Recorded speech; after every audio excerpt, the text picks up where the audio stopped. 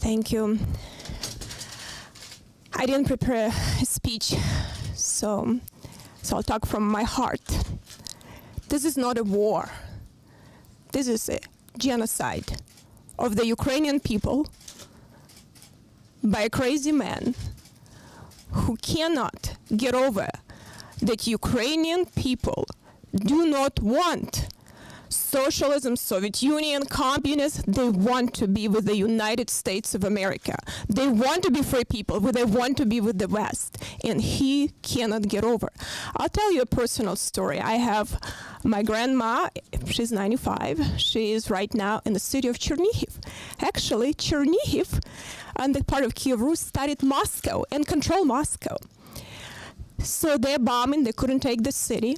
They're bombing civilians non-stop, day and night, the whole city.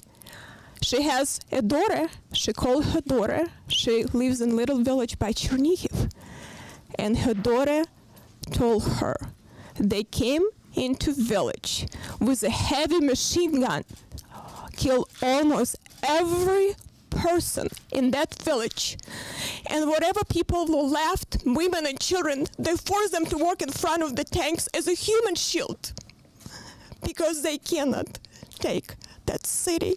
So she told, my mom was shocked. She says, no, don't cry. We are not crying here. We're going to fight, but just give us some guns so we don't just fight with the sticks. This woman was born in Russia, in Far East. She's a Russian-born woman. And they're killing women and children.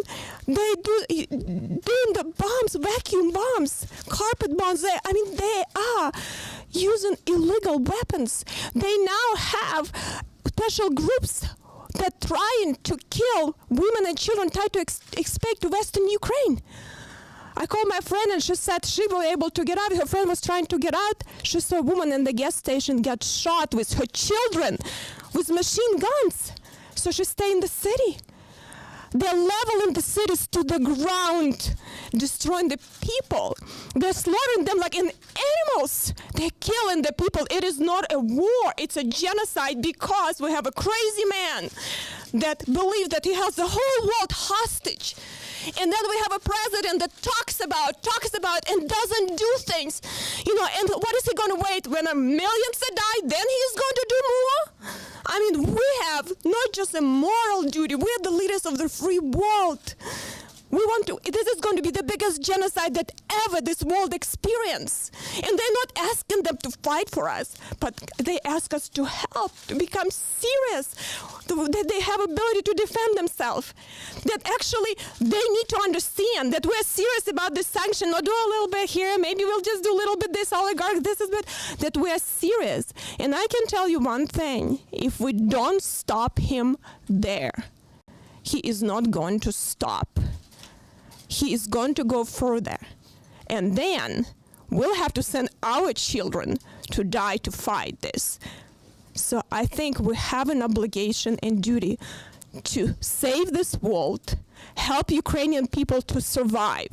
And this president need to get this act together and exercise some leadership. What's happening under his watch is atrocity. What he's doing to this country and to the world is unforgivable. But I think we'll get together as Republicans and Democrats, but he must act decisively fast, or this blood of many millions of Ukrainians will be on his hands too. And all that oil that with blood that's flowing from Russia and gas, and we are buying that, and Europeans are buying that. There's going to be blood, it's mixed with blood of the Ukrainian people. So I hope you're going to help me to send that message, because we have to be strong and we have to stop. Thank you for having me.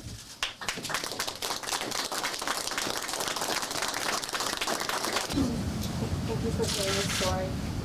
You mentioned that your grandmother's there. I know you probably have other family members. Have you been able to be in contact with them? Are they safe? No one's safe in that country. It's interesting, my grandma is 95. She experienced Stalin, she experienced Hitler, but she says, we never experienced something like that, ever. This is barbaric and brutal to the level of unbelievable. And I hope United Nations will do some leadership, because this is terrible. We have to deal with that. But I have some friends from college and other people. A lot of people are sitting on the ground. They are bombing non-stop civilians, non-stop, from morning till night. The city of Chernihiv I've been from for last 3 days, bombing non-stop, exploding buildings, hospitals, schools, everything. They cannot even get out. I mean, they have no supplies. They cannot even get out from underground. A lot of people don't even have any ability now to have the phones. Thank God that Elon Musk helps a little bit with some of the stuff. So I really appreciate that he did step up. I hope more private businesses will step up, and like Visa and MasterCard, they say, we're not going to be part of this bloodshed.